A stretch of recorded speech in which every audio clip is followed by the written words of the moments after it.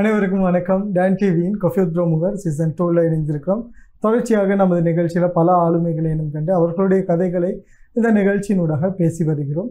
அந்த கதைகளில் நம்முடைய வாழ்க்கையில் ஏதாவது ஒரு மாற்றத்தை ஏற்படுத்தாதா, அல்லது அந்த கதை நம்முடைய வாழ்க்கையில் ஏதாவது ஒரு சந்தர்ப்பத்தில் இந்த மாதிரி ஒரு சம்பவம் நம்மளை தூக்கி விடாதா அப்படின்ற ஒரு நம்பிக்கையில் பல கதைகளை இந்த நிகழ்ச்சி பேசியிருக்கிறது. பல ஆளுமைகளை சந்தித்திருக்கிறது, பல படைப்பாளிகளை சந்தித்திருக்கிறது, ஆளுமை மிக்க படைப்பாளிகள், இளம் படைப்பாளிகள் என பலரும் இந்த நிகழ்ச்சியில் பங்கேற்றிருக்கிறார்கள். ஸோ அந்த வகையில் இன்றைய நிகழ்ச்சியில் எம்மோடு இணைந்திருக்கிறவரும் ஒரு முக்கியமான ஒருத்தர்.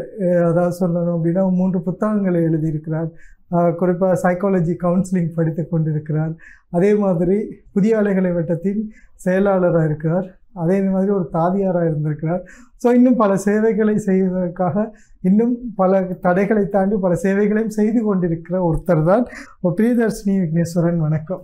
வணக்கம் அண்ணா. எப்படி இருக்கிறீங்க? நல்லா இருக்கிறேன். நீங்க எப்படி இருக்கிறீங்க? நானும் நல்லா இருக்கிறேன்.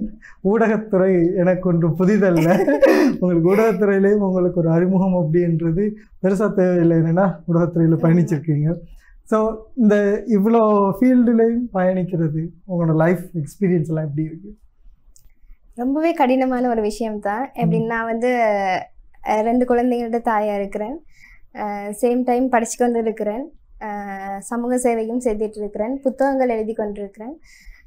எல்லாமே பேலன்ஸ் பண்ணி போகிறதுக்கு கண்டிப்பாக நமக்கு ஒரு சப்போர்ட் தேவை. அண்ட் ஹஸ்பண்ட் மிகப்பெரிய சப்போர்ட்டிவாக இருக்கிறார் எனக்கு எல்லா விஷயங்கள்லையுமே. ஸோ அதால் பேலன்ஸ் பண்ணி போகக்கூடிய மாதிரி இருக்குது. நிச்சயமாக. என்னென்னா நம்ம ஒரு துறையில் முதல் தடவையாக கால் எடுத்து வைக்கும்போது பல கனவுகள், பல ஆசைகள், பல வெறுப்புகளை தாண்டி நான் இதில் நிலையாக நிற்கணும் அப்படின்னு சொல்லி தான் வருவாங்க.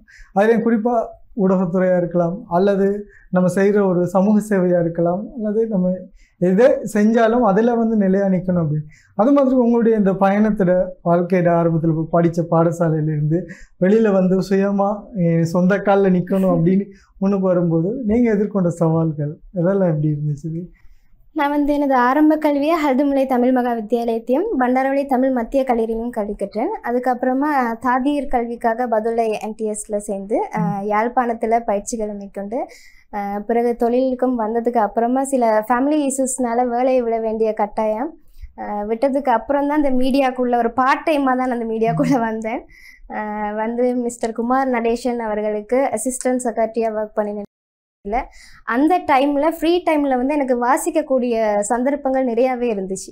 இப்போ அந்த நேரம் தான் நம்மளும் ஏதாவது ஒன்று செய்யணும், ஏதாவது எழுதணும்னு சும்மா வெறுமனே ஒரு கவிதைகள் அப்படி தான் எழுதிட்டு இருந்தேன். பிறகு அந்த தாதியர் படித்த டைமில் அதை வெளி உலகத்துக்கு கொண்டுட்டு வரணும், ஏதாவது நம்மளால் முடிஞ்சதை செய்யணும் அப்படின்றதுக்காக ஆரோக்கியம் அப்படின்ற ஒரு புத்தகத்தை வெளியிட்டேன். அது மருந்தில்லா மருத்துவம். வெறுமனே மருந்து மட்டும் எல்லா விஷயங்களுக்குமே தீர்வாக இருக்காது, அதை தாண்டின விஷயங்கள் நிறையவே இருக்குது. ஸோ அதை நான் வெளியில் கொண்டு வர முகமாக தான் ஆரோக்கியம் அப்படின்ற புத்தகத்தை எழுதினேன். அதுக்கப்புறம் புதுமையும் பழமையும், அவளது அதிசய தாரகை அப்படின்ற புத்தகங்கள் 3 வெளியிட்டிருக்கிறேன். சரி, ஆரோக்கியம் அப்படின்னு வரும்போது இன்றைக்கு இருக்கிற பெரிய ஒரு சவாலே என்னன்னு சொன்னால் நோய் தான். நோய் இல்லாத வாழ்வே ஒரு சுகமான வாழ்வு அப்படின்ற அளவுக்கு இன்றைக்கி எதை எடுத்தாலும் பயப்படும். சாப்பாட்டுலையாக இருக்கலாம், அதே மாதிரி நம்ம வேலை செய்கிறதா இருக்கலாம், எல்லாத்துலேயுமே பயம் இருக்கு. ஏன்னா என்ன வரும், எப்படி வரும்? நல்ல தேக ஆரோக்கியம், இப்போ ஒரு ஜிம்முக்கு போயிட்டு இருக்கிறோம், திடீர்னு ஹார்ட் அட்டாக் வந்துடுது, இறந்து போயிடுறாங்க. அதே மாதிரி சில பேர் எதுவுமே செய்யாமல் பொறுப்பு இல்லாமல் இருப்பாங்க. அவங்க எப்படி எவ்வளோ நாள் இருக்காங்க, அது ஆரோக்கியம் இருக்குது, இப்படியா நிறைய கேள்விகள் இருக்கு. ஆமாம், இப்போ நீங்கள் ஒரு புத்தகம் எழுதும் போது அதுக்கான ஆய்வுகள் நிறையவே செஞ்சுருக்கீங்க இல்லை? ஸோ அதை பற்றி ஒரு சின்ன எக்ஸ்பீரியன்ஸை சொன்னால் அப்படி. ஆமாம், இது வெறுமனே நான் மட்டும் எழுதுனது கிடையாது. டாக்டர் இறைவன் மற்றும் டாக்டர் தனராஜ் அவங்களோட ஆலோசனைக்குள்ள தான் அந்த புத்தகத்தை எழுதியிருக்கிறேன். எக்ஸசைஸ் கட்டாயம் உடற்பயிற்சிங்கிறது அத்தியாவசியமான ஒரு விஷயம். யாருக்காக இருந்தாலும் சின்னவங்கலேருந்து பெரியவங்க வரைக்கும் எல்லாருக்குமே அவசியமான ஒரு விஷயம். மற்றது மன அமைதிங்கிறது ரொம்பவே அவசியம். நாங்கள் என்ன மருந்து குடித்து என்ன சாப்பாடில் கண்ட்ரோல் இருந்தாலும் மன அமைதின்ற ஒரு விஷயம் ரொம்பவே முக்கியமாக இருக்குது நம்மளோட ஆரோக்கியத்தை பொறுத்த வரைக்கும். ஸோ அதால் மருந்து இல்லாமல் எப்படி நம்ம லைஃப் அன்றாட வாழ்க்கைகளில் நாங்கள் என்ன மாதிரியான விஷயங்களை மேற்கொள்ளணும் அப்படின்ற ஒரு அடிப்படையில் வைத்திய ஆலோசனையோட தான் இந்த புத்தகங்களை எழுதியிருக்கிறேன். மற்ற 2 புத்தகங்கள் மற்ற 2 பழமையும் பன்மையும் வந்து அது கொரோனா காலப்பகுதியில் எழுதினது.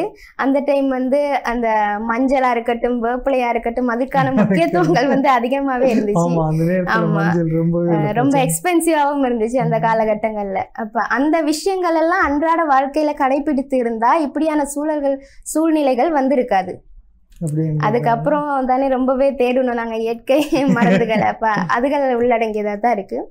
அவள் ஒரு அதிசய தாரகை வந்து ஒரு பெண் சம்பந்தப்பட்டது.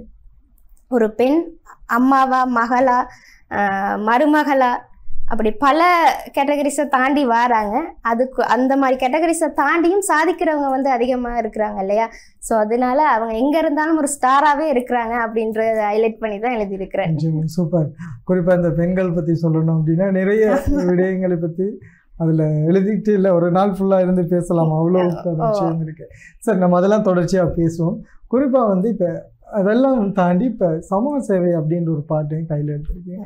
சமூக சேவை அப்படின்னு சொல்லுங்க.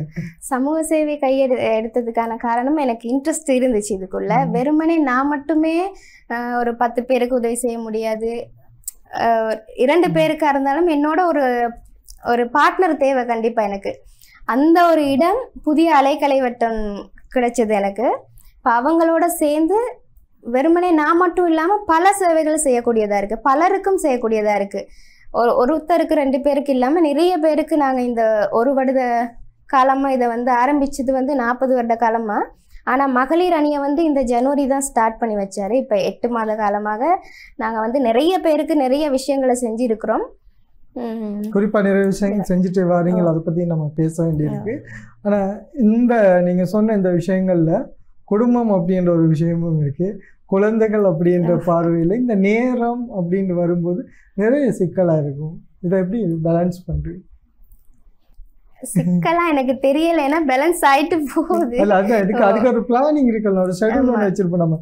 இதுக்கு இவ்வளோ இந்த நாள் சரி, இப்போ நேற்று நீங்கள் இன்டர்வியூ வர முடியாத கூட ஒரு காரணம் இருந்துச்சு. ஏன்னா இதெல்லாம் பேலன்ஸ் பண்ண வேண்டிய ஒரு சூழல் இருந்துச்சு. ஸோ அந்த மாதிரி கேட்குறேன். அந்த டைம்ல என்னன்னா அது பிளானிங் வந்து போட்டுக்கொள்வது. இப்போ நாளைக்கு என்ன செய்ய போடுறேன்ற பிளான் எனக்கு இன்னைக்கே நான் போட்டுருவேன்னா, ஹஸ்பண்ட் ஒர்க் பண்ணுறாரு, நான் ஹவுஸ் ஒய்ஃபாக இருந்தாலும் அவரோட சப்போர்ட்டில் தான் நான் இதெல்லாம் பேலன்ஸ் பண்ணி செஞ்சுட்டு போகிறேன். இப்போ இன்றைக்கு கூட நான் இன்றைக்கு இங்கே வரணும்னா அவர் ஹாஃப் டே ஒர்க் போட்டுட்டு தான் வந்தார். பிள்ளைகளை பார்த்துக்கொள்ளணும்.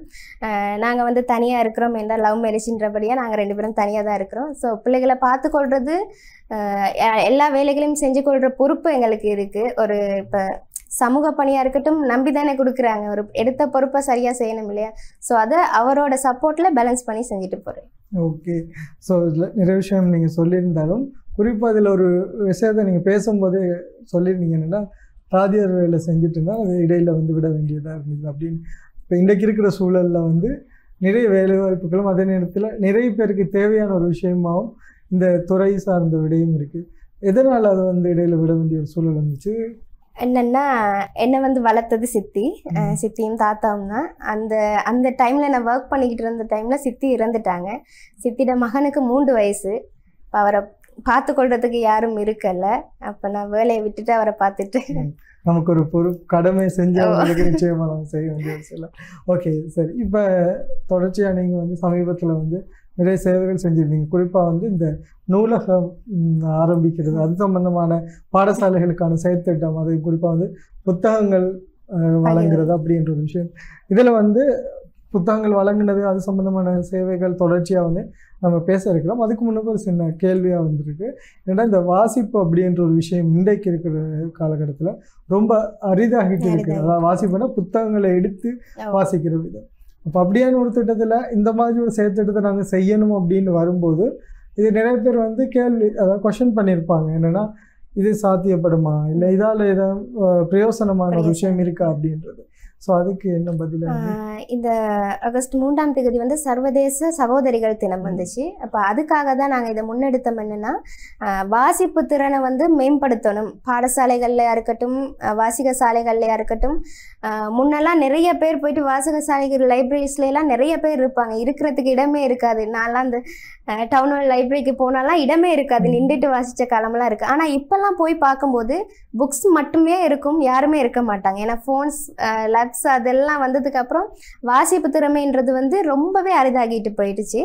அப்போ நாங்கள் அந்த விஷயத்தை வந்து மேம்படுத்தணும் அப்படின்றது காரணத்துக்காக தான் பேப்பரில் ஆர்டிக்கல் கொடுத்தோம். புத்தகங்கள் வந்து தேவையுடையவங்க நிறைய பேர் இருக்கிறாங்க. பாடசாலைகள்லையுமே புக்ஸ் இருந்தாலும் அரிதாகவே இருக்குது. வாசிக்கக்கூடிய புத்தகங்கள் வந்து இல்லாத பாடசாலைகளும் இருக்குது. இப்போ அந்த மாதிரி பாடசாலைகள்ல இருந்து எங்களை தொடர்பு கொண்டாங்க. அந்த அவங்களுக்காக தான் நாங்கள் அந்த புக்ஸை கொடுத்ததும் கூட. வெறுமனே புத்தகம் கொடுக்கறதோடு நிறுத்தாமல் மாதத்துக்கு ஒரு முறை வாசிப்பு போட்டி, பேச்சு போட்டி, கவிதை போட்டி அந்த மாதிரி செய்யலான்னு யோசிச்சிருக்கிறோம். ஏன்னா புத்தகம் கொடுத்துட்டோம் அதோட விட்டுறக்கூடாது, அதுக்கு ஒரு பலன் இருக்கணும் இல்லையா? இப்போ நாங்கள் கொடுத்த புத்தகங்கள்லேருந்து கேள்வி எழுப்பும்போது கண்டிப்பாக அதை அவங்க வாசிப்பாங்க இல்லையா? ஸோ அப்படியான வேலை திட்டங்களும் செஞ்சுட்டு வரோம். அதோடு சேர்ந்து என்ன மாதிரியான வேலை திட்டங்கள் தொடர்ச்சியாக செஞ்சுட்டு இருக்கோம்? நாங்கள் வந்து பெண் தலைமைத்துவ குடும்பங்களுக்கு வந்து உலருணவு பொருட்கள் கொடுத்தோம். சமூக சேவை செய்கிறவங்களுக்கான அவார்ட்ஸ் கொடுத்துருக்குறோம். அதை தாண்டி நிறைய திட்டங்கள் இருக்குது. இளைஞர்களுக்கு வந்து ஐக்கூ கவிதைகள்ன்ற ஒரு விஷயம் இருக்குது, தெரியும் தலைவங்களுக்கு. அந்த விஷயத்தையும் ஏற்பாடு செஞ்சுருக்கிறோம். இது 3வது தடவையாக நடந்துக்கிட்டு இருக்கு. ஐக்கூ கவிதைகள் அப்படின்ற போது இலங்கையை பொறுத்த வரைக்கும் அதனை பற்றின அறிவு பலருக்கும் கிடையாது, சிலருக்கு மட்டுமே இருக்குது. ஹைக்கூ கவிதைகள் அப்படின்னா வந்து ஒரு 3 வரியில் அடங்கக்கூடிய கவிதை. ஹைக்கூ அப்படின்றது வந்து ஒரு ஜப்பானிய மொழி. தமிழில் வந்து இதை அறிமுகப்படுத்தி வச்சவர் வந்து பாரதியார். 1916ஆம் ஆண்டு வந்து பாரதியார் ஹொக்கு அப்படின்ற ஒரு தொனியின் கீழே தான் இதை அறிமுகப்படுத்தி வச்சார். அப்போ நாங்கள் இப்போ ரீசண்டாக நான் பார்க்கக்கூடியதாக இருந்துச்சு, ஐக்கூ கவிதைகளுக்கு வந்து வெளிநாட்டுகள்லேருந்து கொண்டுட்டு வந்தாங்க ஸ்ரீலங்காவுக்கு. அப்போ நம்ம இளைஞர்கள் எங்கே இருக்கிறாங்க? இதை பற்றின அறிவு வந்து நாங்கள் கொடுக்கணும் இல்லையா? அதில் கடமை நமக்கு இருக்கு இல்லையா? ஸோ அதனால அந்த ஐக்கூ கவிதைகளை வளர்க்கணுன்றதுக்காக மாதந்தோறும் நாங்கள் ஐக்கூ கவிதை போட்டி ஒன்று செஞ்சுட்டு வரோம். அதுக்கு விண்ணப்பிப்பவர்கள் வந்து ரொம்பவுமே குறைவாக இருக்கிறாங்க. காரணம் அதை பற்றின அறிவு போதாமை தான். எழுதுகிறவங்க இருக்கிறாங்க, இளைஞர்கள் இடத்துல அந்த அறிவு குறைவாகவே இருக்குது. ஓகே, நீங்கள் சொல்கிற மாதிரி அது சம்மந்தமான தெளிவூட்டல் அப்படின்ற ஒரு விடயம் இல்லையா? அதுதான். இப்போ அவங்க வந்து என்னென்னு தெரிஞ்சுக்கொள்றதுக்காக சரி அப்ளை பண்ணி வரணும் இல்லையா?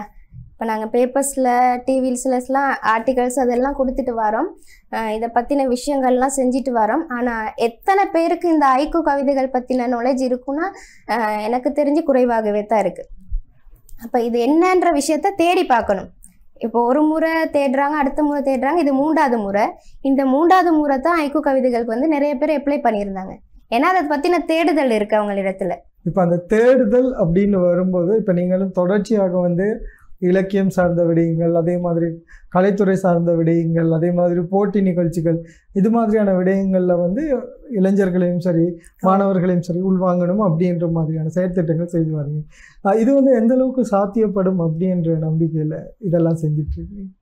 இது வந்து அண்ணா என்ன விஷயம்னா, நாங்கள் ஒரு களம் கொடுக்கணும், அப்போ தானே அவங்களோட திறமைகளை வெளிக்கொண்டு வர முடியும். அதற்கான களத்தை வந்து புதிய அலைக்கலை வட்டம் என்றைக்குமே கொடுக்கறதுக்கு தயாராக இருக்குது, கொடுத்துட்டும் இருக்குது. அந்த களத்தை சரியான முறையில் பயன்படுத்திக்கணும் அப்படின்றது தான் எங்களுடைய நோக்கம். கலை இலக்கியத்தோடு சேர்ந்தே சமூக பணியை வந்து திடப்படுத்தலாம் அப்படின்ற ஒரு எண்ணத்தில் போயிட்டே இருக்கீங்க. நிச்சயமாக இந்த மாதிரியான முயற்சிகள் நிறைய ஒரு வெற்றியை கொடுக்கும், அல்லது உங்களோட முயற்சியில் இன்னும் பெரிய ஒரு சவால் இருக்கும், அதையும் தாண்டி நிறைய சேவைகள் செய்யணும் அப்படின்றது சொல்கிறோம்.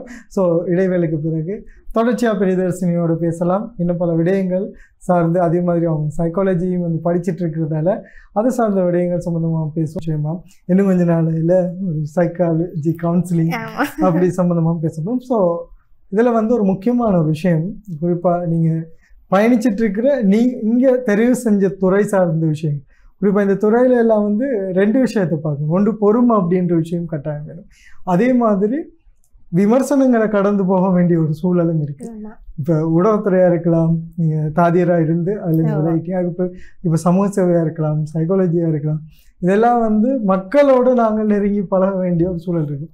இதில் வந்து நிறைய விமர்சனங்களும் வரும், எங்களை வந்து வீழ்த்துறதுக்கான நிறைய விடயங்களும் நடக்கும். ஸோ இதெல்லாம் ஃபேஸ் பண்ணணும்.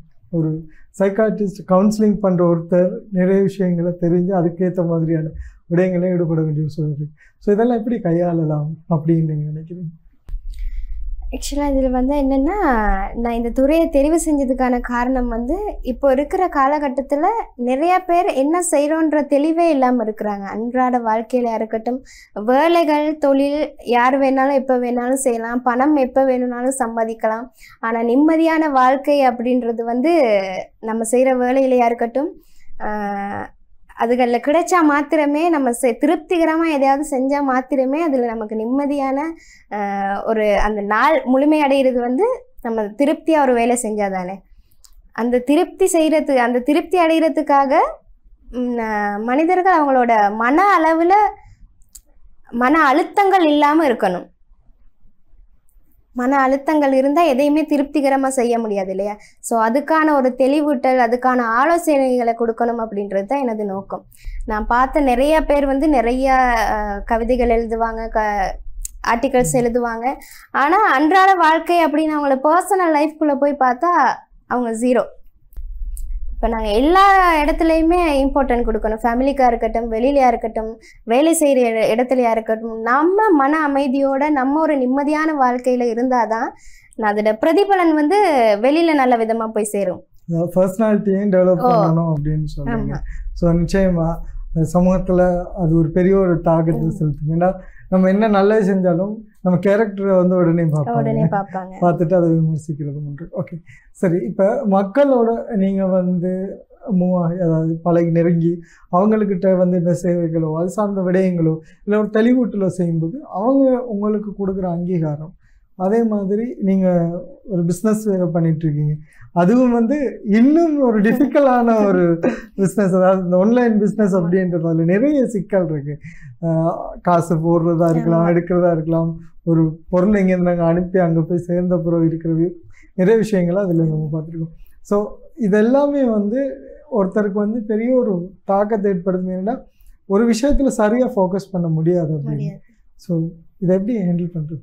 இது என்ன விஷயம்னா, நான் பிஸ்னஸ் பண்ணுறதுக்கு ரீசனே என்னோட ஃபினான்சியலாக வந்து நான் கட்ஸாக இருக்கணும். நான் எல்லா விஷயத்துக்கும் வந்து ஹஸ்பண்டை போய் நிற்க முடியாது. இப்போ நான் ஒரு சோஷியல் ஒர்க்குக்காக வெளியில் போகிறேன்னா அதுக்கான ட்ராவலிங் சார்ஜஸ் எல்லாம் போய் நான் அவர்கிட்ட கேட்டுட்டு இருக்க முடியாது. ஒரு கட்டத்தில் அவருக்கே வெறுத்து போயிடும், என்னடாவே எல்லாத்துக்குமே நம்மக்கிட்டே வராங்களேன்ற மாதிரி யோசிச்சிருவாங்க.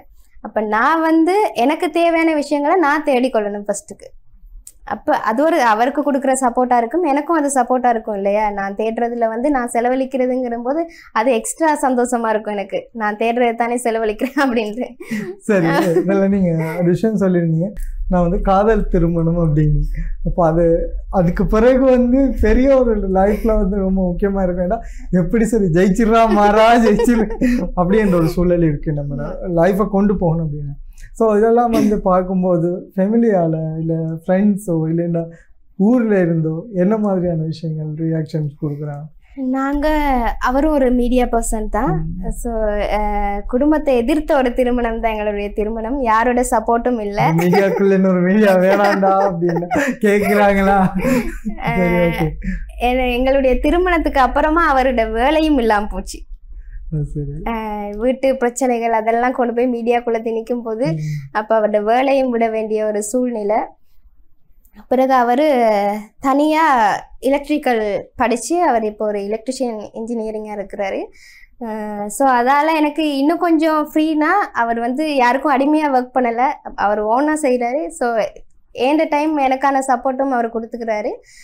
அதனால எந்த பிரச்சனையும் இல்லை. நான் பெருமையாக சொல்லிக்கொடுற ஒரு விஷயம் என்னென்னா, யாருடைய சப்போர்ட்டுமே இல்லாமல் வெறுமனே நானும் அவரும் மட்டுமே எங்களோட ஃபேமிலியை ரன் பண்ணுறது வந்து நான் பெருமையாக நினைக்கிறேன். சரி, அதே மாதிரி நமக்கு வர சவால்கள், அதே மாதிரி இந்த மாதிரி கடத்தில் நம்ம போராடணும் அப்படின்னா நம்ம மனநிலை எப்படியா இருக்கணும்? ஆக்சுவலாக ஒரு காதல் திருமணம் அப்படிங்கும்போது எதையுமே ஃபேஸ் பண்ணக்கூடிய மனநிலைமை இருக்கணும் கட்டாயம்.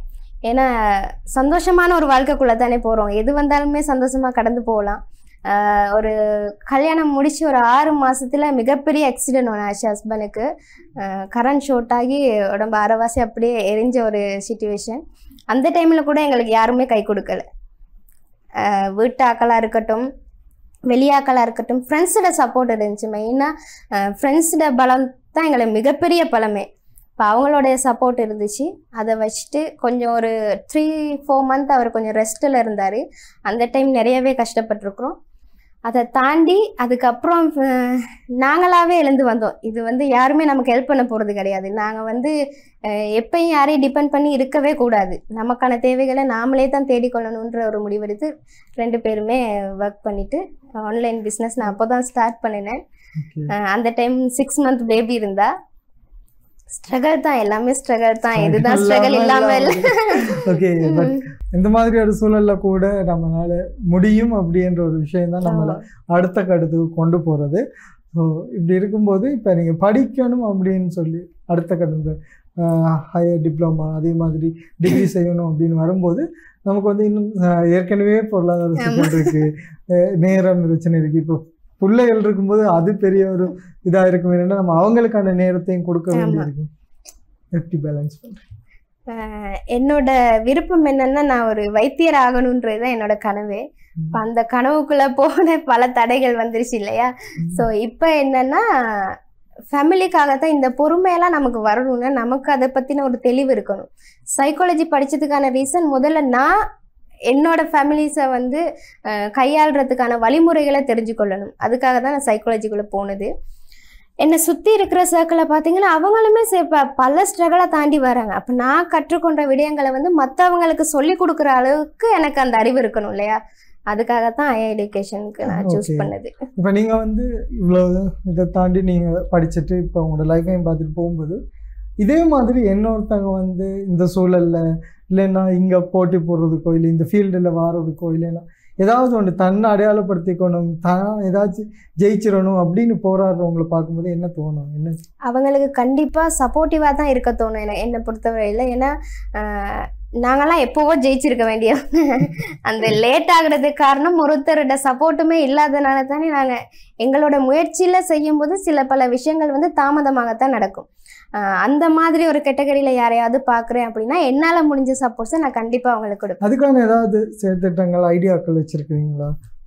கவுன்சிலிங் முடிச்சதுக்கு அப்புறமா தான் நான் இதை பற்றின ஒரு ஆர்டிக்கல் அப்படி போடலான்னு இருக்கிறேன். நீங்கள் இப்போ தொடர்ச்சி இந்த சர்வீஸ் பண்ணிட்டு இருக்கீங்க, சோசியல் சர்வீஸ். ஸோ அதுக்குள்ளே வரும்போது ஏதாவது துறையில் மேலே போகணும், இல்லைன்னா படிக்கிறவங்களுக்கு ஏதாவது சப்போர்ட் நாங்கள் கொடுக்கணும், இல்லைன்னா ஏதாவது ஒரு ஃபீல்டில் ஜெயிக்கணும் அப்படின்னு நினைக்கிறவங்களுக்கு இந்த மாதிரி ஏதாவது செயற்திட்டங்களை முன்னெடுக்க. இதுக்குள்ளே இந்த புதிய அலைக்கலை வட்டம் அந்த ஆர்டிகல்ஸ் எல்லாம் பார்த்துட்டு வேலைவாய்ப்பு, மீடியா ஸ்கூலில் வேலைவாய்ப்பு கேட்டவங்களாம் நிறைய பேர் இருக்கிறாங்க. அதுக்கான நிறைய வேலை வாய்ப்புகளை திரு ராதா மேத்தா ஐயா அவர்கள் நிறைய பேருக்கு வழங்கியிருக்கிறாரு. நிறைய பேர் இதுக்கு இந்த அமைப்புக்குள்ளே வந்ததுக்கு அப்புறம் நிறைய வேலை வாய்ப்புகளை பெற்றிருக்கிறாங்க. இப்போ வேலைவாய்ப்புக்கான களமும் இருக்கு. சரி, ஓகே. ஆனால் எப்படி ஒரு ஐடியா வந்துச்சு, ஓகே இந்த இதோடு சேர்ந்து பயணிக்கலாம், இல்லை இது ஒரு சக்ஸஸ்? என்னன்னா நிறைய நிறுவனங்களாக இருக்கலாம், இல்லை சமூக சேவை அமைப்புகளாக இருக்கலாம், ஏதாவது ஒரு சில காலம் இயங்கும், சில செயற்திட்டங்களை செய்வாங்க, அதுக்கு பிறகு காணாமல் போயிடும், நாங்களும் திரும்ப மறுபடியும் நம்ம வேலையை பார்க்க வேண்டியது. ஓகே, அது மாதிரி இப்போ நீங்களும் ஆரம்பிச்சு இப்போ 8 மாசமா பெண்கள் மகளிர் அணி கொண்டு போயிட்டு இருக்கீங்க, சில செயற்திட்டங்கள் செய்றீங்க. அதுக்கப்புறமா தொடர்ச்சியாக இல்லை இதை விட்டுறக்கூடாது, தொடர்ந்து போகணும் அப்படின்னா ஏதாச்சும் ஒரு நீண்ட கால ஒரு செயற்திட்ட ஐடியா இருக்கும். ஸோ அந்த மாதிரி ஏதாவது இருக்கா? சமூக சேவை எனக்கு புதுசு இல்லை. நான் ஃப்ரெண்ட்ஸோட சேர்ந்து ஸ்டார்ட்ல இருந்தே செஞ்சுட்டு வந்தேன், ஹெல்பிங் ஹேண்ட்ஸ் அப்படின்னு சொல்லி. கொரோனா காலகட்டங்களில் பலரோட உதவியில் நிறைய பேருக்கு உதவிகள் செஞ்சுருக்கிறோம் ஃப்ரெண்ட்ஸ் சேர்ந்து. வெறுமனே 2-3 பேர், நான் ஸ்டார்ட்ல சொன்ன மாதிரி வெறுமனே 2-3 பேர் சேர்ந்து நிறைய பேருக்கு உதவிகள் செய்ய முடியாது. அப்போ அந்த சமயத்தில் தான் திரு ராதா மேத்தா ஐயா அவர்களை நான் ஒரு இசை நிகழ்ச்சி போட்டியில் சந்தித்தேன். அப்போ அவர் இதை பற்றி எனக்கு சொன்னார், இப்படி ஒரு மகளிர் அணி ஸ்டார்ட் பண்ணுறதா இருக்கிறோம், உங்களுக்கு ஏண்டா ஜாயின் பண்ணுங்க அப்படின்னு சொன்னார். அதுக்கப்புறமா தான் அவரை போய் சந்தித்ததுக்கப்புறம் பல விஷயங்கள் அந்த அமைப்பினூடாக செஞ்சுட்டு வந்திருக்கிறாங்க. குறிப்பாக வந்து பெண்கள் சில அமைப்புகளில் போய் சேர்றதுக்கு பெரும்பாலும் யோசிப்பாங்க இல்லையா. ஏன்னா அங்கே ஆண்கள் தலைமைத்துவத்தில் இருக்கும்போது சாதாரணமாகவே பெண்கள் வந்து கொஞ்சம் பயப்படுவாங்க, அவங்களோட சேர்ந்து வேலை செய்ய முடியுமா அப்படின்ற ஒரு இது இருக்கும். ஆனால் இந்த அமைப்பை பொறுத்தவரையில் அப்படியான எந்த ஒரு இதுவுமே இல்லை. மகளிர் அணி தனியாக இருக்கும், இளைஞர் அணி தனியாக இருக்குது. பிரதம நிர்வாகத்தினூடாக இது அத்தனை விஷயங்களும் வந்து கண்காணிப்பாங்க. ஆனால் அந்தந்த அணி தனித்தனியாக அவங்களுடைய வேலைகளை வந்து செஞ்சுட்டு போவோம். இதில் வந்து யாரும் யாரையும் மிஸ்யூஸ் பண்ணிக்கிற விஷயம் கிடையாது. நமக்குன்னு ஒரு சுய ஒழுக்கம் இருக்குது இல்லையா, அது அந்த விஷயத்தில் நாங்கள் கவனமாக இருந்தால் எந்த இடத்துலையுமே நாங்கள் ஜெயிச்சுக்கிட்டு போய்கிட்டே இருக்கலாம். ஓகே, அதே மாதிரி வந்து இப்போ பெண்கள் தலைமைத்துவம் இல்லைன்னா பெண்கள் வந்து ஒரு இதில் நிறுவனங்களில் பங்கேற்கிறதோ இல்லை நீங்கள் சொன்ன மாதிரி தொழில் வாய்ப்புகளில் ஈடுபடுறதோ, அதே மாதிரி இந்த மாதிரி சமூக சேவைன்னு வரும்போது பெண்களை தனியான முறையில் சுட்டி காட்டுறதுக்கோ இல்லை அவர்களுடைய வளர்ச்சியை தடுக்கிறதுக்கோ நிறைய பேர் சமூகத்தில் இயங்கிட்டு இருப்பாங்க. அவங்க செஞ்சமா செய்யலையான்றதெல்லாம் இல்லை, இவ எப்படி பண்ணலாம், இவ ஏன் பண்ணணும், இவைக்கு என்ன ஆச்சு அப்படின்றது பொதுவாக வந்து இருக்குது இந்த சமூக நிலைப்பாடு. அப்போ இதில் நீங்கள் வந்து உங்ககிட்ட நான் இந்த கேள்வி எதுக்காக கேட்குறேன்னா பர்டிகுலர் 2 விதத்தில் நீங்கள் வந்து இதை பார்க்கலாம். ஒன்று வந்து உளவியல் ரீதியான ஒரு விஷயம் இருக்குது, அதே மாதிரி நீங்களும் களத்தில் இருக்கிறீங்க. இப்போ இந்த 2 விஷயத்தையும் கலந்து எங்களுக்கு ஒரு பதில் எதிர்பார்க்கலாம். ஆமாம், என்ன விஷயம்னா பெண்கள் வந்து ஃபர்ஸ்ட்டுக்கு ஒரு செல்ஃப் கான்ஃபிடென்ஸ் இருக்கணும் கட்டாயம். யார் என்ன வேணா சொல்லிட்டு போய்கிட்டே இருக்கட்டும், நமக்கு அதை பற்றின கவலை இல்லையே.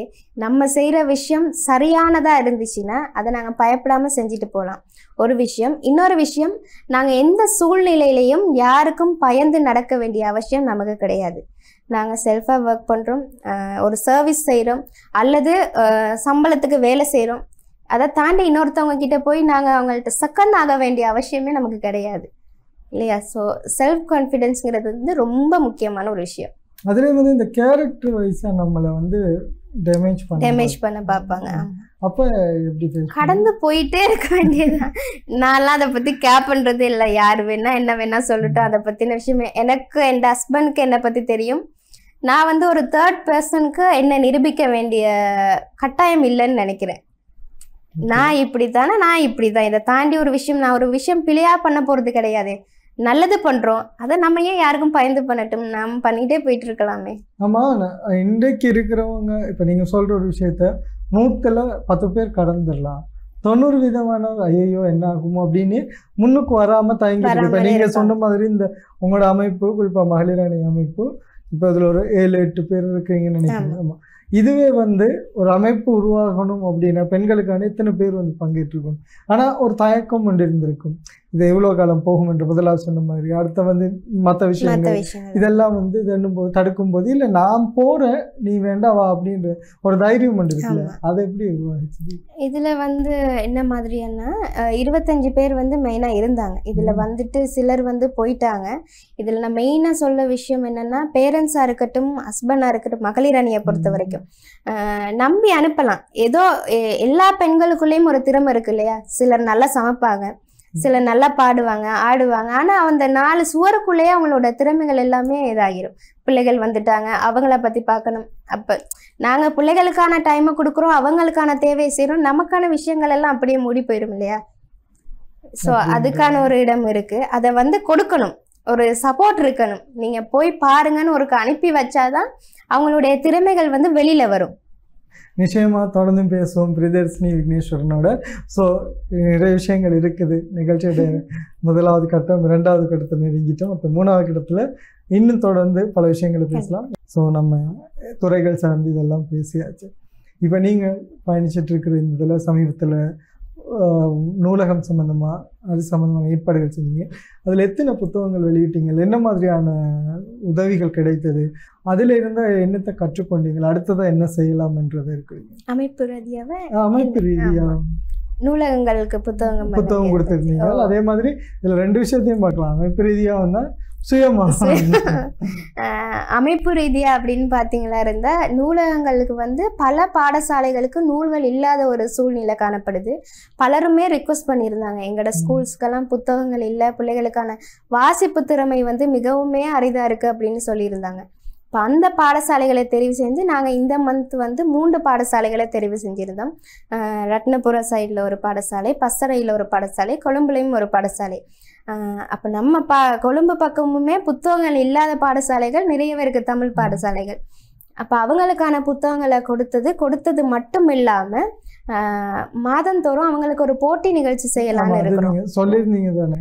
ஓகே, அதுக்கு அடுத்ததாக வந்து நீங்கள் செய்ய இருக்கிற விஷயம், அதாவது இப்போ ஒரு 3 பாடசாலைக்கு கொடுத்த பிறகு இன்னும் நிறைய பேர் வந்து சஜஸ்ட் பண்ணியிருக்காங்க, சில பேர் ரிக்வெஸ்ட் செஞ்சுருப்பாங்க, சில பேர் வந்து முன் வந்திருப்பாங்க இந்த மாதிரி உதவியை செய்யறதுக்கு. அதுக்கு ஏதாவது ஏற்பாடுகள் இருக்கா? இல்லை அந்த மாதிரி வந்திருக்காங்க? ஆமாம், 3 மாதத்துக்கு ஒருக்கா இதை செய்யலான்னு தான் யோசிச்சிருக்கிறோம். காரணம் என்னென்னா புத்தகங்களை சேகரித்து கொள்றதுக்கான கால அவகாசம் எங்களுக்கு தேவைப்படுது. இந்த டைம் வந்து நாங்கள் எங்களோட டீமில் இருக்கிறவங்க கிட்டே தான் புக்ஸ் கலெக்ட் பண்ணியிருந்தோம். வெளியிலேருந்து தொடர்பு கொண்டாலும் கூட அவங்களுக்கான அனுப்பி வைக்கக்கூடிய வசதிகள் பலருக்கு மனம் இருக்குது, பணம் இல்லாத ஒரு குறை இருக்குது. அப்போ அதுகளெல்லாம் கலெக்ட் பண்ணுறதுக்கான ஒரு ஆயத்தத்தை செய்ததுக்கு அப்புறமா தான் 3 மாதத்துக்கு ஒருக்கா புத்தகம் தேவையுடையோர் நிறைய பேர் வந்து ரிக்வஸ்ட் பண்ணியிருக்கிறாங்க, அவங்களுக்கு அனுப்பலான்னு இருக்கிறோம். ஓகே, அது மாதிரி அடுத்த உங்களுடைய இந்த மகளிர் அணியோட செயற்திட்டங்கள், அடுத்த திட்ட வகைகள் என்ன? சிறுவர் நிலையங்களுக்கு வந்து நாங்கள் சில பொருட்களை வழங்கி வச்சோம். ஏன்னா இந்த பராமரிப்பு அற்றோர் இருக்கிறாங்க, அனாதை பிள்ளைகள் இருக்கிறாங்க, அவங்களுக்கான தேவைகள் என்னென்ன அப்படின்றத கண்டறிஞ்சு அவங்களுக்கும் நாங்கள் ஒரு ஒர்க் ஷாப் மாதிரி பண்ணலான் இருக்கிறோம். என்னென்னா அடுத்தடுத்து ஒவ்வொரு முறையும் நாங்கள் வந்து புதுசாக ஒரு ஆக்களை எடுக்கும் பொழுது அவங்களூடாக ஒரு திறமைகளை வந்து இன்னொருத்தருக்கு போய் சேரணும். அப்போ நாங்கள் பொதுவாகவே பராமரிப்பு நிலையங்களில் வந்து வெளியில் உள்ள அனுபவங்கள் குறைவாகத்தான் இருக்கும். இப்போ நாங்கள் போய் அவங்களுக்கு ஒரு ஒர்க் ஷாப் பண்ணும்போது அவங்களுக்கு அது ஒரு சந்தோஷமான நாளாக இருக்கும். பல விஷயங்களை அவங்க கற்றுக்கொள்வாங்க, பல விஷயங்களை நாங்கள் அவங்களுக்கு கற்றுக் கொடுக்கலாம். அப்படியான செயற்திட்டங்களையும் வச்சிருக்கிறோம். ஓகே, எதனால் வந்து தொடர்ந்து வந்து இந்த துறையில் பயணிக்கும் என்ற ஆர்வம் உங்களுக்கு இருந்துகிட்டே இருக்குது? சமூகத்தோடு ஒன்றிணைந்து இருக்கலாம் இல்லையா? நாங்கள் வந்து எல்லா சேவை அப்படின்னு பார்க்கும்போது வெறுமனே அவங்களுக்கு தேவைக்கு மட்டும் பொருட்களை வழங்குறது மட்டும் இல்லாமல் அவங்களுக்கான ஆலோசனைகள், அவங்களோட வழிப்படுத்துறதுக்கான ஆலோசனைகளையும் நாங்கள் கொடுக்கலாம் இல்லையா? இந்த அமைப்பினூடாக அதை செய்கிறது வந்து எனக்கு ஒரு மகிழ்ச்சியான விஷயமா இருக்குது. சரி, ஓகே. இவ்வளோ நேரம் இது அமைப்பு சம்மந்தமாக பேசினோம். அதுக்கு முன்னுக்கு கல்வித்துறை சார்ந்து அதே மாதிரி அடுத்தது இப்போ வந்து பர்சனலாக சரியா உங்கள் மனசுக்கு பிடிச்ச இடம் இந்த உலகத்தில் எது? வீடு. வீடு. சரி, நான் இவங்க கூட இருந்தால் ரொம்ப சந்தோஷமாக இருப்பேன் அப்படின்னு நினைக்கிறேன். அப்படி நினச்ச 2 பேருமே இப்போ இல்லை, ஒன்று சித்தி, இன்னொன்று தாத்தா. ஓகே, சரி. அடுத்தது உங்கள் லைஃப்பில் மோட்டிவேட் பண்ணுற, இல்லைன்னா நீங்கள் துவண்டு போகணும், இல்லைன்னா ஒரு மாதிரி டிப்ரெஷன் ஆகும்போது உங்களை ஊக்குவிக்கிறது யார்? ஒன்று ஹஸ்பண்ட், இன்னொன்று பெரிய மகள், மூத்த பெரிய மகள். சரி, உங்கள் லைஃப்பில் ரோல் மாடல்? சித்தி. சித்தி தர்ஷினி அவங்களோட பேர், அவங்க தான் ரோல் மாடல். சரி, உங்கள் துறை சார்ந்தோ இல்லைன்னா உங்கள் லைஃப்பில் நீங்கள் பார்த்து இல்லைன்னா இவங்க இல்லைன்னா இந்த ஃபீல்டில் அப்படின்ற மாதிரி துறை சார்ந்து உங்கள் ஃபேவரட் பர்சன் இல்லைன்னா அப்படி யாராவது? மிஸ்டர் சடகோபன் ராமையான்னு ஒருத்தர் இருக்கிறார். அவர் ஒரு மிகப்பெரிய எழுத்தாளர். அவருடைய புத்தகங்கள்லாம் படிக்கும் பொழுது எழுதக்கூடிய ஆர்வம் வந்து நிறையவே இருக்கும். ஸோ அப்படி நான் வியந்த ஒரு மனிதர் அவர் தான். என்னோட ஆரோக்கியம் புத்தகத்தை கரெக்ஷன் பண்ணினதும் அவர் தான். சரி, உங்கள் லட்சியம் என்ன? அதான் சொன்னேன் ஸ்டார்ட்லேயே, வைத்தியர் ஆகணும்ன்றது தான் லட்சியம். அது இல்லாத பட்சத்தில் ஒரு உளவள ஆலோசகராக இருக்கணும் அப்படின்றது இப்போதைய கனவாக இருக்குது. சரி, இது எல்லாத்துக்குமே ஒரு லிமிட் அப்படின்னு ஒன்று இருக்கும். அது எப்போ என்னன்னு நினைக்கிறேன்? என்னால் முடிஞ்ச வரைக்கும் போய்கொண்டே இருக்கேன், ட்ராவலிங் போய்கிட்டே இருக்கும். ஸ்டாப் அப்படின்றது என் லைஃப்பில் இல்லை. சரி, உங்களுக்கு அதிகமாக எந்த இடத்துல கோவம்? இந்த பொறுமையை சோதிக்க இவ்வளோ நேரம் பொறுமை சோதிக்கல. ஓகே, சரி. இது நான் ஆசைப்பட்டேன், பட் வந்து இது என்னால் இப்போ முடியலை அப்படின்னு நினைக்கிற ஒரு விஷயம் வந்து டாக்டர் ஆகிறத விட்டு இதை நான் செய்யணும்னு நினச்சிட்ருக்கேன், பட் இப்போ முடியலை, நான் செய்வேன் அப்படின்னு நினைக்கிறேன். எனக்கு வந்து ரொம்ப காலம் சின்ன வயசுலேருந்தே ஒரு ஆசை, முதியோர் மற்றும் சிறுவர் இல்லம் ஒன்று அமைக்கணுன்றது வந்து என்னோட மிகப்பெரிய கனவு. ஆதரவற்ற பெரியவங்களையும் சிறுவர்களையும் ஒரு இடத்துல நான் வச்சு அவங்களுக்கான ஒரு உலகத்தை உருவாக்கணுன்றது தான் என்னோட நோக்கம். சரி, அதே மாதிரி இவனுக்கு முன்னால இல்லைன்னா இவங்க முன்னாடி நான் நல்லா இருப்பேன், சொந்தக்காரங்க முன்னாடிதான் எல்லாரும் சொந்தக்காரங்க அடிச்சா எப்படி கல்யாணத்துக்கு கூட வரமாட்டாங்க அப்படின்ற மாதிரி இருக்கு. சரி, ஓகே, இதெல்லாம் விட்டு நான் லைஃப்ல ஒரு வாட்டி சரி எனக்கு பின்னுக்கு பேசுகிறவங்களை பற்றி நான் யோசிக்கவே மாட்டேன் அப்படின்னு நிறைய சந்தர்ப்பத்தில் நினைக்கும். அப்படி நீங்கள் யாரையாச்சும் நினச்சிருக்கீங்களா? பர்டிகுலராக இவர் தான் இல்லை, என் பின்னுக்கு பேசுகிறவங்க அவன் பேசிட்டு தான் இருப்பான், நான் முன்னுக்கு போயிட்டு இருக்கா? முன்னாடி வந்து பேச தைரியம் இல்லாதவங்க தானே முன்னாடி இருந்து பேசுவாங்க. ஸோ அவங்கள பற்றி நம்ம கணக்கு எடுக்க தேவையில்லை. சரி, ஒரு எழுத்தாளராக வந்து இருக்கிற பெரிய ஒரு பிரச்சனை என்னதான் எவ்வளோதான் புத்தகத்தை எழுதினாலும் வாங்கி படிக்கிறதுக்கு ஆள் இல்லையே அப்படின்ட்டு. ஸோ அதை பற்றி உங்கள் பாருங்க. ரீசெண்டாக நான் இந்த நூலகத்துக்கு புத்தகங்கள் சேகரிக்கும் போது பூபாலசிங்கம் புத்தக ஷாப்புக்கு போயிருந்தேன். அங்கே வந்து புத்தகங்களோட விலையை பார்த்தீங்கன்னா 700 ரூபாய்க்கு மேலே தான் புத்தகங்கள் இருந்துச்சு. ஆக சின்ன புத்தகமாக இருந்தாலும் 4-5 பேஜாக இருந்தாலுமே 700 ரூபாய்க்கு மேலே தான் புத்தகங்கள் இருக்குது. அவ்வளோ பெருமதியான புத்தகங்கள் வெறுமனே ஒரு 100 ரூபாய் 50 ரூபாய் 20 ரூபாய்க்கு கிடைக்கிறத கூட நாங்கள் வாங்கி படிக்கிறது இல்லை. இப்போ வீட்டில எல்லாம் இருந்தாலும் கேர் பண்ணுறதே இல்லை. நிறைய விஷயங்கள் வாசிப்பு திறமை வந்து ஒரு புத்தகத்தை வாசித்தா நம்மளோட செல்ஃப் நாலேஜை வந்து வளர்த்து கொள்ளலாம் புத்தகங்கள் மூலமாக. சரி, மனிதர்கள் அப்படின்றது உங்கள் பார்வையில்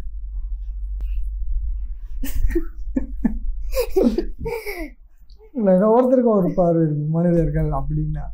அப்போ இதில் நீங்கள் வந்து எல்லா பக்கத்தையும் யோசிச்சு சொல்ல வேண்டிய ஒரு ரொம்ப கஷ்டமான ஒரு கேள்வி. நான் பார்த்த மனிதர்கள் வந்து பலரும் பலவிதம். அவங்களை ஹேண்டில் பண்ற விதத்தை தெரிஞ்சுக்கிட்டா ஓகே, இவங்க இப்படிதான் அப்படின்னு இல்லை இல்லையா? ஒருத்தர் ஒரு மாதிரி இருப்பாங்க. ரொம்ப கஷ்டமான ஒரு கேள்வி கேட்டு. சரி, ஓகே, பலரும் பல விதம், இது ஒரு விதம். சரி, நிச்சயமா. சரி, அதே மாதிரி சரி ஆசை கனவுகள் இதெல்லாம் இருக்கு. இப்போ உங்களோட பசங்க என்ன சொல்கிறாங்க இந்த மாதிரியெல்லாம் நீங்கள் செய்யும்போது? இங்கே பாரு அம்மா நான் வெளியில் போயிட்டு வரேன் இதன்னும் போது மூத்தவங்க ஓகே இருக்கலாம், சின்னவங்க விடுவாங்களா? இல்லை, சின்னவங்க வந்து 2 வயசு. அவ கேர் பண்ணுறதுக்காகவே தான் ஹஸ்பண்ட் லீவில் இருக்கிறது. ஏன்னா அவ இருக்க மாட்டா, அவளுக்கு அந்த புரிஞ்சு கொள்கிற தன்மை இன்னும் வரல இல்லையா? ஸோ அவளுக்கான இடம் கொடுத்துக்கிட்டே இருக்கணும். இப்போ இதெல்லாம் பண்ணுறது, இன்றைக்கு நீங்கள் இந்த துறையில் வளர்ந்து போகிறது இதெல்லாம் வந்து பார்த்துட்டு இப்போ உங்களை முன்ன வந்து இதெல்லாம் இங்கே வரப்போகுது அப்படின்னு நினச்சவங்க இப்போ பார்த்துட்டு ஏதாச்சும் சொல்லியிருக்காங்களா, இல்லை ஏதாவது பேசியிருக்காங்களா? சொல்லுவாங்களா? இருக்கலாம். எனக்கு அதுபடி இன்னும் நான் ஒன்றும் கேட்கல. ஆனால் அவங்களுக்கான பதில் இதுவாக இருக்கும்னு நினைக்கிறேன். நிச்சயமா. சரி, அதே மாதிரி இப்போ தொடர்ச்சியாக நாங்கள் நிறைவு நேரத்தை நெருங்கிட்டு இருக்கோம். இன்னும் என்னெல்லாம் செய்யலாம் அப்படின்ற ஒரு ஆசை கனவுகள் இருக்குது. சமூக சேவையும் சரி, உங்களோட பர்சனல் லைஃப்லேயும் சரி, இந்த இடத்துக்கு வரைக்கும் நம்ம போகணும் இல்லை இன்னும் செய்யணும் அப்படின்னு நினைக்கிற விஷயம்? செய்யணுன்ற விஷயங்கள் நிறையா இருக்குது. நமக்கு வந்து பார்த்தீங்கன்னா எதுலேயுமே ஒரு திருப்தி கிடைக்காது இல்லையா? என்ன செஞ்சாலும் அதில் ஒரு திருப்தி இருக்காது. ஒன்றை விட ஒன்று பெட்டராக நமக்கு தோணிகிட்டே இருக்கும். செஞ்சிட்டே போவேன். நான் இதை விட பெரிய அச்சீவ்மெண்ட்ஸ் அடையக்கூடிய சந்தர்ப்பங்கள் கிடைச்சா நான் செஞ்சுட்டே போவேன். ஓகே, இப்போ நீங்கள் இவ்வளோ இதுகளெல்லாம் செய்யும்போது தொடர்ச்சியாக இதை விட சில பேர் நாங்கள் ரீசெண்ட் டைமில் ஒருத்தரை கூட ஒரு இன்டர்வியூவில் பார்த்தது, ஓரளவு முடியாது நடக்கிறதுக்கே கஷ்டமான ஒரு சூழல் இருக்கும்போது கூட நிறைய சர்வீஸ் பண்ணிட்டு இருக்காரு. ஆமாம், அப்படி இருக்கும்போது நம்ம நல்ல தேக ஆரோக்கியமாக மனசு சந்தோஷமாக இருந்தாலே உடல் ஆரோக்கியமாக இருக்கும் இல்லையா? ஸோ அப்படி இருந்துட்டு நிறைய பேர் தயங்குறாங்க. சமூக சேவை செய்யணுமோ இல்லைன்னா மக்களுக்கு சேவை செய்கிறதோ இல்லைன்னா இதெல்லாம் வந்து சில பேர் செய்யலாம், ரகசியமாக கூடாது, நமக்கு தெரியாது. பட் வந்து சில பேர் நம்ம செய்கிறத தூட்டிட்டு அவங்களும் அதை செய்கிற மாதிரி இருக்காது. இவங்களெல்லாம் பார்க்கும்போது என்ன மாதிரியான உணர்வு? சிலர் வந்து பின்னாடி இருந்து பேசக்கூடியவங்க நிறைய பேர் இருப்பாங்க. செயலில் காட்டக்கூடியது ஒரு சிலர் மாத்திரமே. நாங்கள் வந்து செயலில் மட்டும்தான் காட்டிட்டு வரோம் நான் நினைக்கிறேன். நிச்சயமா தொடர்ச்சியாக வந்து நிறைய விஷயங்கள் நீங்கள் செய்யணும். இறுதியாக வந்து நிகழ்ச்சி நேரத்தை நிறைவு செய்ய போகிறோம். உங்களோட மனசில் இருக்கிற இல்லை நீங்கள் சொல்லணும்னு நினைக்கிற விஷயம் ஏதாச்சும் இருக்கா? சொல்லணும்னு நினைக்கிற விஷயங்கள் என்னென்னா, இப்போ நான் பெரும்பாலும் காணக்கூடிய விஷயங்கள் வந்து இந்த ஆலயங்களுக்கு வந்து நாங்கள் பெரும்பாலான செலவுகள் அதிகமான செலவுகளை வந்து செய்வோம். மக்கள் சேவையே மகேசன் சேவைன்ற ஒரு விஷயம் இருக்குது. மக்களுக்கு செஞ்சதுக்கு அப்புறம் தான் மகேசனாக இருக்கட்டும், இறைவனாக இருக்கட்டும், அவருக்கான சேவை அப்புறம் தான். ஏன்னா தேவை உடையவங்க யாரோ அவங்களுக்கான தேவைகளை நம்மளால் முடிஞ்சால் தீர்த்து வைக்கணும். அதுக்கப்புறம் 100 ரூபா வந்து நாங்கள் உண்டியலில் போடுறதுக்கு அந்த 100 ரூபாய்க்கு யாருடைய பசியை ஆற்ற முடியுமா இருந்தால் அதை செய்யலாம். ஆமாம், நீங்கள் இப்படி ஒரு விஷயத்தை சொல்லிட்டீங்க. ஆனால் இதால் வர போகிற எதிர்வினைகள் வந்து ரொம்ப எதிர்வினைகள் வந்து இப்படி தான். கடவுள் எல்லா இடத்துலையும் இருக்கிறாரு இல்லையா, தூணுலையும் இருக்கிறாரு, துரும்புலையும் இருக்கிறாருன்ற ஒரு விஷயம் இருக்கு. வெறுமனே ஒரு ஆலயத்துக்குள்ள செய்யற விஷயத்த கடவுள் எல்லா இடத்துலையும் இருக்கிறாருன்றதுக்காக எல்லா இடத்துலையும் செய்ய முடியுமா? ஆனா தேவை உடையவர்கள் எல்லா இடத்துலையுமே இருக்கிறாங்க. இறைவனை நாங்க கண்ணால பார்க்கல, இவங்களாம் கண்ணால பாக்குறோம். அப்ப எது எங்க போய் சேர வேணும் அப்படின்ற ஒரு எண்ணம் எங்களுக்கு இருக்கணும். ஆமாம், நான் என்னத்துக்காக இதை கேட்குறேன்னா, இப்போ இதை பார்த்துட்டு இருக்கிற ஒருத்தருக்கு வந்து நாளைக்கு விமர்சனத்துக்கு உள்ளாக்கலாம். ஏன்னா இப்படி நீங்கள் எப்படி சொல்ல முடியும்? கொடுக்குறவங்க கொடுப்பாங்க, கடவுளுக்கு கொடுக்குறவங்க செய்யறவங்க, தேவையுடையவர்களுக்கு கொடுக்கலாம் இல்லையா? கொடுக்குறவங்க இப்ப தேவையுடையவங்களை முன்னிலைப்படுத்துங்க. இப்ப நாங்க பொது சேவைகள் செய்யற நேரம் பலருடைய உதவியில தான் செஞ்சுட்டு வரோம். பலம் உடையவர்கள் வந்து தேவை உடையவர்களுக்கு எங்களின் ஊடாக ஒரு வேலை செய்யும் பொழுது, நான் ஸ்டார்ட்லேயே சொன்ன மாதிரி சில விஷயம் திருப்தியாக செய்கிறோம். ஆலயங்களுக்கு திருப்தியாக செஞ்சால் நமக்கு அதில் திருப்தி கிடைக்க போவதில்லை. நிம்மதி சந்தோஷங்கிறது வந்து ஒரு ஆசீர்வாதத்துலேயே இருக்கட்டும். இப்போ நாங்கள் ஒருத்தருக்கு ஒரு சாப்பாடோ இல்லை ஏதோ ஒன்று கொடுக்கும்போது அவங்க ஒரு ஆசீர்வாதத்துடன் ஒரு வார்த்தை சொல்லுவாங்க, நல்லா இரு அம்மா அப்படி. இப்போ நாங்கள் ரீசண்டாக உங்களுக்கு ஆரம்பத்தில் சொல்லியிருந்தேன், பெண் தலைமைத்துவ குடும்பங்களுக்கு உள்ளுணர்வு கொடுத்தோம். அதில் ஒருத்தவங்க கும்பிட்டு சொல்லிட்டு போனாங்க, உங்களால் நாங்கள் இந்த மாதம் முழுக்க சாப்பிட போகிறோம் அப்படின்னு. அப்போ தேவை உடையவர்கள் வந்து நிறைய பேர் இருக்கிறாங்க. அந்த ஒரு ஆசீர்வாதம் கொடுத்த நிம்மதி எனக்கு வந்து எத்தனை ஆலயங்களில் போய் நான் செலவழித்து கும்பிட்டாலும் கிடைக்காது. நிச்சயமா, அதாவது ஒரு மனுஷன் சந்தோஷமும் திருப்தியும் தான் மனநிறைவு அப்படின்று சொல்கிறீங்க. நிச்சயமா உங்களுடைய சேவைகள் தொடரட்டும், இன்னும் பல பணிகள் நீங்கள் செய்யணும் அப்படின்றோம். அதே மாதிரி உளவியல் துறையிலையும் நிறைய பேருக்கு நீங்கள் சேவைகள் செய்யணும். ஏன்னா மனசு அப்படின்ற ஒரு விஷயம் நிலையாக இல்லைன்னா முழு உடலுமே நிலையை கிளம்பி போகும். ஸோ நிச்சயமாக அதுலேயும் தொடர்ச்சியாக சேவைகள் செய்யணும். உங்களோட குடும்பமும் உங்களுக்கு எப்பயுமே சப்போர்ட்டாக இருக்கணும் அப்படின்றது சொல்கிறேன். ஸோ நிகழ்ச்சி நிறைவு நேரத்தை சொல்லிட்டோம். யாருக்கா நன்றி சொல்ல இருக்கா? தேவைகள் கண்டிப்பாக புதிய அலைக்கலை வட்டம் ஸ்தாபகர் திரு ராதா மேத்தா ஐயா அவருக்கு நான் இந்த நேரத்தில் நன்றிகளை சொல்ல கடமைப்பட்டிருக்கேன். ஏன்னா அவரால் தான் இந்த ஒரு இடம். ஸோ அவருக்கு மிகுந்த நன்றிகளை தெரிவித்துக்கொள்கிறேன். உங்களுக்கும் மிகப்பெரிய நன்றி. நன்றி பிரியதர்ஷினி. உங்களுடைய சேவைகள் தொடர்ந்தும் சேவை மட்டுமல்லாதது உங்களோட பர்சனல் லைஃப்லேயும் நிச்சயமாக ஒரு வெற்றிகரமான ஒரு பாதையை அடைய வேண்டும் அப்படின்றத நாங்களும் சொல்லிக்கொள்கிறோம். அதே மாதிரி இன்னும் பல சேவைகள் செய்யணும் அப்படின்றதில் நாங்களும் எங்களோட மனசார வேண்டிக் கொள்கிறோம்.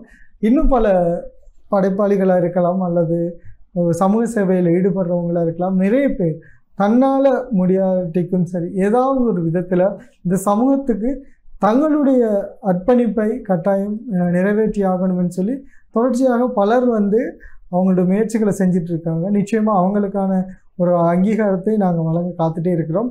முடிஞ்ச வரைக்கும் தன்னால் எது முடியுமோ, ஒரு 100 ரூபா பக்கத்தில் இருக்கிறவர்கிட்ட ஒரு 50 ரூபா கொடுக்க முடியுமுன்னா நிச்சயமாக அதுவே பெரிய ஒரு பங்களிப்பாக இருக்கும். ஏன்னா தன்னால் முடிஞ்சது அவ்வளோதான், அதை கூட நான் வந்து பிறருக்காக செய்கிறேன் அப்படின்னு வரும்போது அதில் ஒரு ஆத்ம திருப்தி இருக்குது அப்படின்றத சொல்லியிருந்தாங்க. அதே மாதிரி நிச்சயமாக நாங்களும் அதை செய்யணும் அப்படின்றத சொல்லிக்கொண்டு இன்றைய நிகழ்ச்சியில் எம்மோடு இணைந்திருந்த சுதர்ஷினி, திவாகர், சஞ்சய், அதே மாதிரி சல்மான் ஆகியோருக்கும் நன்றியை கூறிக்கொண்டு மற்றொரு நிகழ்ச்சியில் உங்களை சந்திக்கும் வரை விடைபெறும் நான் ரிஸ்வான். நன்றி, வணக்கம். நன்றி.